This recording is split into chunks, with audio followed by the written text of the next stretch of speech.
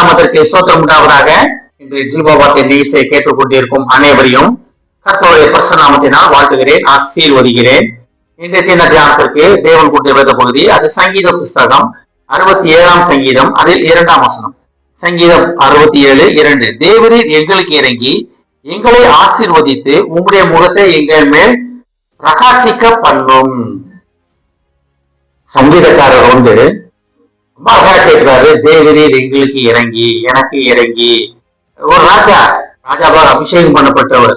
ஆனாலும் அவர் பாரு, தேவனுடைய இரக்கத்தை தேடிக்கொண்டிருந்தவர், தேவனுடைய மேன்மை, தேவனுடைய கிருபையை தேடிக்கொண்டே இருந்த ஒரு மனிதர் அவரு. ஆனால் அவருக்கு அவ்வளவு மேன்மைகள் கிடைத்தது. நம்ம ஒரு புதிய பாட்டு சத்தியத்துல வரணும்.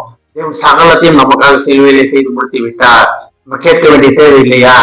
தேவையில்லைன்னு சொல்லலாம். ஆனாலும் கேட்டு பெற்றுக்கொள்ளும்படியாக யோவான்ல நம்ம படிக்கிறோம். நம்ம கேட்கிற எவனும் பெற்றுக்கொள்கிறான், என் நாமத்தின் நிமித்தம் நீங்கள் எதை கேட்டாலும் அதை தருவேன். அப்ப கேட்க வேண்டிய பொறுப்பு நம்மிடத்தில் இருக்கிறது. நல்ல சகலம் நன்மைக்கு எதுவாக நடக்கும், அது உண்மைதான். நமக்கே தெரியும்.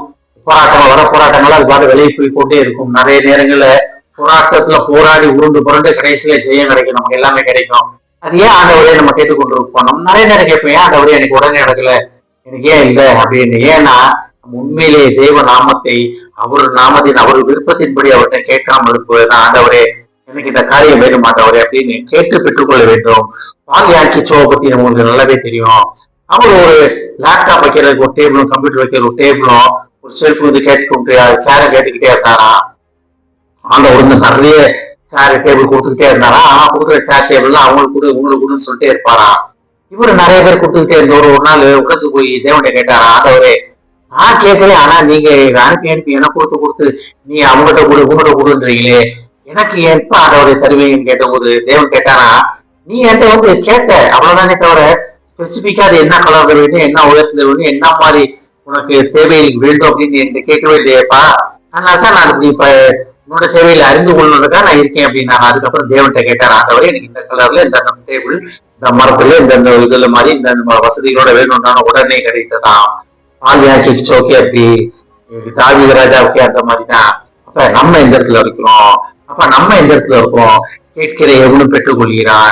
ஆனா அதை எப்படி கேட்கிறோம் பாருங்களேங்க. தேவரீர் எங்களுக்கு இறங்கி எங்களை ஆசீர்வதித்து எங்கள் ஒவ்வொரு முகத்தை எங்கள் மேல் பிரகாசிக்க பண்ணும். இவர் அந்த இடத்துல வேற காரியங்கள்லாம் கேட்கல தாவீது ராஜா. ஆண்டவரே எங்களுக்கு இறங்கி எங்களோட வாங்க, எனக்குள்ள இருங்க, உம்முடைய முகப்பிரகாசம் எங்க மேல இருக்கணும், உம்முடைய முகப்பிரகாசம் உம்முடைய முகத்தின் பார்வையில, உம்முடைய கண்ணின் பார்வையில இருக்கணும் அப்படின்னு கேட்டாரு. இதை கேட்டனால அவருக்கு அவ்வளவு மென்மையில் கிடைத்தது, இவ்வளவு காரியங்கள் கிடைத்தது. இதை கேட்டுக்கொண்டு தேவஜனமே நம்ம எப்படி இருக்கோம்? கர்த்தரை கேட்டு பெற்றுக்கொள்கிறோமா? ஒவ்வொரு விஷயத்தையும் தேவனை கேட்டு பெற்றுக்கொள்வதற்காக கர்த்தர் அவ்வளவு காத்துக் கொண்டிருக்கிறார். பிள்ளைங்க பெற்றோர்கிட்ட கேட்டு பெற்றுக்கொள்ள வேண்டும்.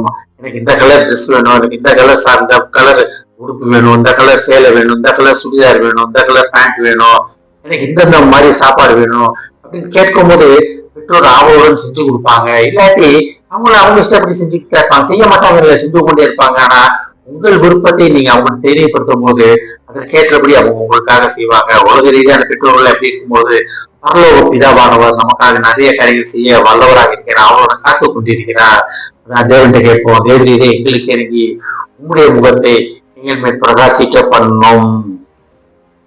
கர்த்தர் நமக்கு இறங்கி நம்மளை ஆசீர்வதித்து அவருடைய முகத்தை நம்ம பிரகாசிக்க பண்ணுவதற்கு அவரோட காத்துக் கொண்டிருக்கிறார். கேட்கிற எவனும் பெற்றுக்கொள்கிறார். நாம ஜெபிப்போம்.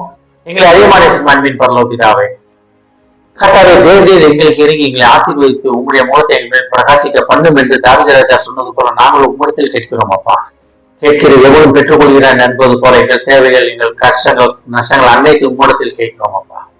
நீரவர்கள் எங்களை விடுதலை தருவீர் என்று விசுவாசம் நன்றி சொல்கிறோம் அப்பா. அதை கேட்டுக்கொண்டு ஒவ்வொருவரையும் ஆசீர்வதிக்கிறோம் அப்பா. ஒவ்வொரு குடும்பத்தையும் ஆசீர்வதிக்கிறோம் ஆண்டவரே. குடும்பத்தில் உள்ள ஒவ்வொருவருக்கும் ஒவ்வொரு விதமான தேவைகள், கஷ்டங்கள், நஷ்டங்கள் இருக்கும் ஆண்டவரே. அன்னைக்கும் அவர்கள் உம்மிடத்தில் கேட்டு உம்மிடத்தில் கேட்டு பெற்றுக்கொண்டு ஜெயம் கொள்ளும் வாழ்க்கை வாழ்வதற்காக நீர் அவரை அழைப்பதற்காக நன்றி ஆண்டவரே. தேவரீர் எங்களுக்கு இறங்கி எங்களை ஆசீர்வதித்து உம்முடைய முகத்தை எங்களில் பிரகாசிக்க பண்ணும் என்ற வாக்கை அந்த குடும்பத்தில் உள்ள ஒவ்வொருவரும் உம்மிடத்தில் கேட்கணும் ஆண்டவரே, கேட்டு பெற்றுக்கொள்ளணும் ஆண்டவரே. ஏஸ்தாமே உம்மிடத்தில் ஐஸ்வர்யம், ஆசீர்வாதம், சகல கனமும் மகிமையும் உண்டு என்பதை உணர்ந்து அதை உமக்கு கேட்டு பெற்றுக்கொள்ள ஓடு நீ அழைப்பதற்கான நன்றி ஆண்டவரே. ஆசீர்வதிக்கும் அப்பா இயேசுவின் மூலமா கேட்டு நல்ல பிதாவே ஆமென். கர்த்தர் உங்களை ஆசீர்வதிப்பாராக.